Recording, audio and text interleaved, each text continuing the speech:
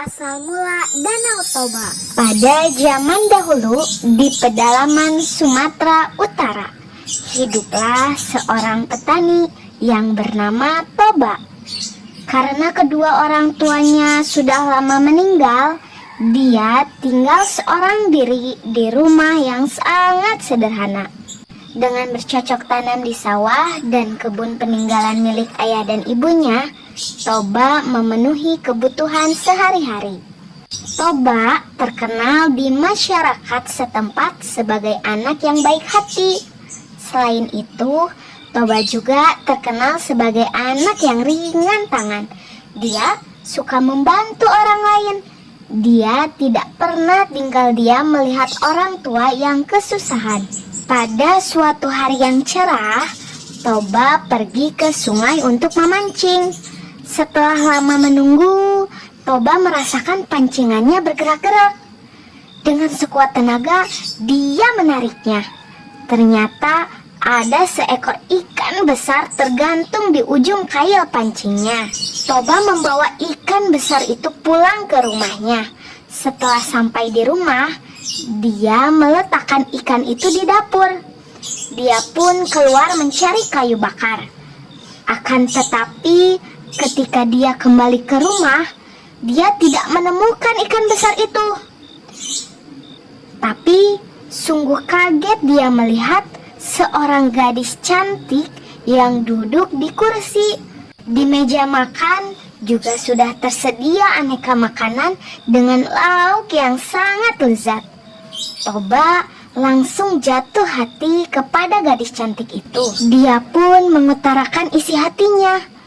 Dan Toba mengajak gadis cantik itu menikah dengan dirinya. Gadis cantik itu bersedia menjadi istrinya, asalkan Toba harus berjanji tidak mengungkit asal-usul jati dirinya. Toba pun menyanggupi persyaratan yang diberikan si gadis cantik itu. Setelah itu, Toba dan gadis cantik menikah dan hidup bahagia. Setelah beberapa tahun menikah, Toba dan istrinya dikaruniai seorang anak laki-laki.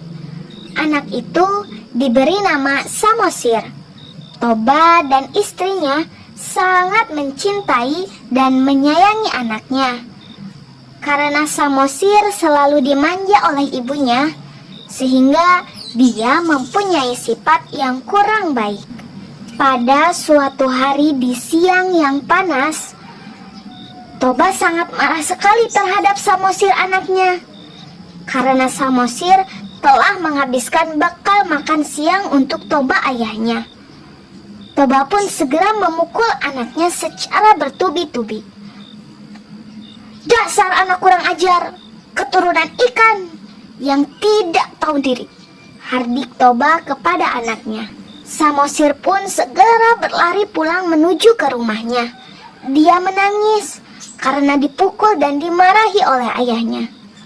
Setelah sampai di rumah, dia langsung mengadu kepada ibunya bahwa dirinya dipukul ayahnya.